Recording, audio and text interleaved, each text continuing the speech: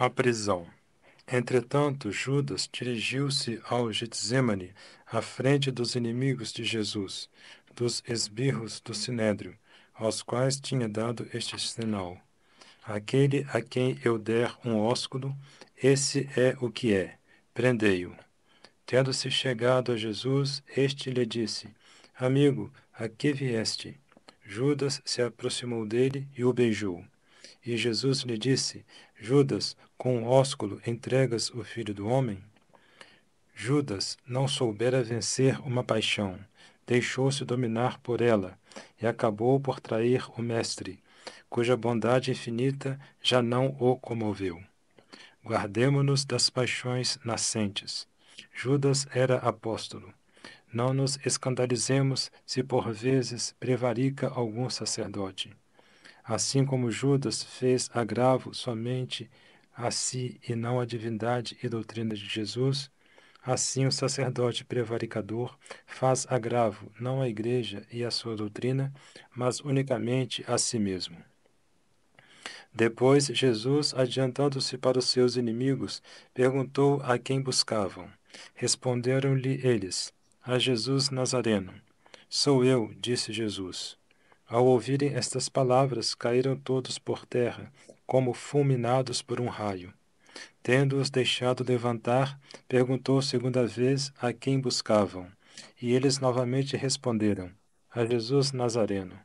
Disse então Jesus: Já vos disse que sou eu. Se a mim, pois, é que buscais, deixai ir a estes, os apóstolos. Quanto à solicitude de Jesus pelos seus apóstolos, como ele revela o seu poder divino, impondo-se aos próprios inimigos. Os inimigos tentaram lançar as mãos a Jesus. Pedro arremessou-se contra o mais audaz e lhe despediu um golpe com que lhe cortou uma orelha. Porém, Jesus lhe disse: Não queres que eu beba o cálice que o Pai me destinou? Depois fez aproximar o ferido e o sarou. Aprendamos de Jesus a perdoar aos nossos inimigos e a aceitar das mãos do Pai Celeste as coisas que nos fazem sofrer. Jesus deixou-se prender, e ao passo que os apóstolos se punham em fuga, foi ele arrastado prisioneiro para Jerusalém. Pobre Jesus, sois preso pelas cadeias dos nossos pecados e do vosso amor por nós. A bofetada. Nessa mesma noite foi Jesus conduzido ao tribunal de Anás, sogro de Caifás, sumo sacerdote. Anás, desejando encontrar algum pretexto sobre que alinhavar uma acusação, interrogou-o sobre os seus discípulos e a sua doutrina. Jesus, que queria a sua doutrina isenta de toda a dúvida e patrimônio sagrado que legava a Igreja para todos nós, respondeu: Eu ensinei sempre em público, interroga aqueles que me ouviram. Este apelo de Jesus para os seus ouvintes embaraçava quem o queria condenar a todo custo. Um servo, para tirar Anás de embaraços, deu uma bofetada em Jesus, dizendo: Assim é que respondes ao sacerdote? E Jesus, sempre manso, observou-lhe: Se falei mal, explica em que está o mal. Mas se falei bem, por que me feres? A condenação e os opróbrios da noite. Entretanto, de noite tinha-se reunido o sinédrio em casa de Caifás, e Jesus foi ali conduzido. Buscaram-se testemunhas falsas, mas elas se contradiziam. Então Caifás disse a Jesus: Eu te conjuro, pelo Deus vivo, que nos diga se tu és o Cristo, Filho de Deus. Respondeu-lhe Jesus: Tu o disseste, eu sou. E acrescentou, anunciando-se um dia juiz deles: Vereis o Filho do Homem assentado à destra do poder de Deus e vir sobre as nuvens do céu. Quem procura Jesus com amor, encontra o Salvador. Quem o procura com ódio, encontra o juiz. Caifás, em sinal de fingido horror, rasgou as suas vestiduras. E o sinédrio condenou Jesus à morte. Depois o abandonou aos esbirros. Desenrolou-se então uma cena ignominiosa, cuja recordação faz tremer de horror e despertar náuseas.